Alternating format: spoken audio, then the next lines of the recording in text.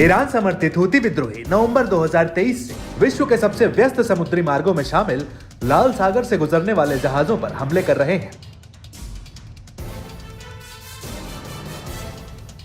Gaza पर Israeli हमले के विरोध में हूती जहाजों पर हमले कर रहे हैं।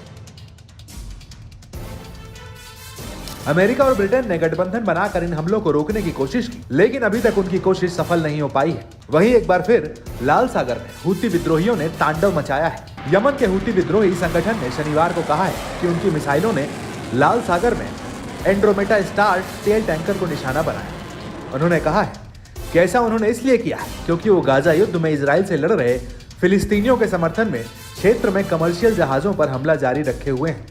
आपको बता दें कि हूती विद्रोहियों का यमन के बड़े हिस्से पर कब्जा है और वहीं से वे अपनी गतिविधि चलाते हैं। यूकेएमटीओ के अनुसार पहले मिसाइल हमले के कारण जहाज के पास एक विस्फोट हुआ और जहाज पर सवार लोगों ने इसे महसूस किया। इसके बाद जहाज पर दूसरे हमले में 2 मिसाइलों से हमला किया गया, जिसके परिणाम स्वरूप जहाज को नुकसान पहुंचा। लाल सागर में इस हमले को लेकर यमन आर्म फोर्सेस के प्रवक्ता यहा सारी ने बताया है, नौसेना बलों ने लाल सागर में एक ब्रिटिश तेल जहाज को निशाना बनाया।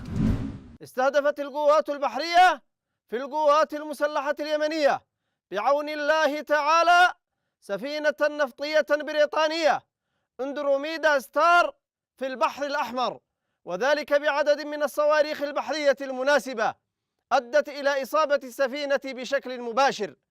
ونجحت قوات الدفاع الجوي في القوات المسلحة اليمنية يوم أمس في إسقاط طائرة أمريكية نوع MQ-9 في أجواء محافظة صعدة، وذلك أثناء قيامها بتنفيذ مهام عدائية وقد تم استهدافها بصاروخ مناسب. إن القوات المسلحة اليمنية تؤكد استمرارها بعون الله تعالى في تنفيذ المزيد من العمليات العسكرية نصرة للشعب الفلسطيني حتى رفع الحصار ووقف العدوان عن الشعب الفلسطيني في قطاع غزة। न्यूज एजेंसी राइटर्स के रिपोर्ट के मुताबिक ब्रिटिश समुद्री सुरक्षा फर्म एम्ब्रे ने कहा है, जहाज के मालिक ने जहाज के क्षतिग्रस्त होने की सूचना दी है। हूती के प्रवक्ता सारी ने कहा है कि पनामा के झंडे वाले जहाज ब्रिटिश स्वामित्व वाला था, लेकिन LSEG डेटा और एम्ब्रे के अनुसार शिपिंग डेटा से पता चलता है कि इसे हाल में ही बेचा गया था। बता दें कि ईरान गठबंधन हूती उग्रवादियों ने पिछले साल नवंबर के बाद से लाल सागर, बाब अल मंदब और अदन की खाड़ी में कई जहाजों को ड्रोन और मिसाइल से टारगेट किया है।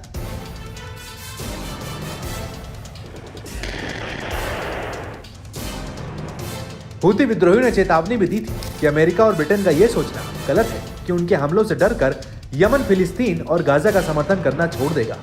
हूती विद्रोहियों का कहना है कि वो लाल सागर में हमास के समर्थन में हमले कर रहे हैं और वो उन जहाजों को निशाना बना रहे हैं जो इजराइल के हैं या फिर कब्जे वाले फिलिस्तीन की तरफ जा रहे हैं। बीते काफी दिनों से कई देशों के जहाजों को भी निशाना बनाया जा रहा है। इसके चलते कई शिपिंग कंपनियां अपने जहाजों को दक्षिणी अफ्रीका के लंबे रूट से भेज रही हैं। इससे माल की ढुलाई की लागत बढ़ गई है और वैश्विक स्तर पर महंगाई भी बढ़ी है। अंतर्राष्ट्रीय शिपिंग रूट से गुजरने वाले जहाजों को निशाना बनाने के लिए ही अमेरिका और ब्रिटेन की सेनाओं ने बीते दिनों यमन में हूती विद्रोहियों के ठिकानों पर हवाई हमले भी किए थे। हालांकि इसके बावजूद हूती विद्रोहियों के हमले नहीं रुक रहे हैं। भारत ने भी अपने अरब सागर और अदन की खाड़ी में अपनी नौसेना को तैनात किया हुआ है और युद्धक जहाजों में निगरानी भी बढ़ाई है। ऐसी आशंका जताई जा रही है हमास का एक युद्ध फैल सकता है और मध्य पूर्व को अस्थिर कर सकता है।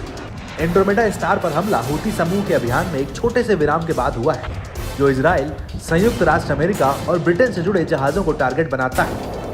खास बात यह है कि हूती विद्रोही अमेरिका जैसे ताकतवर मुल्क की आंखों में भी आसानी से धूल झोंकने में कामयाब हो जा रहे हैं।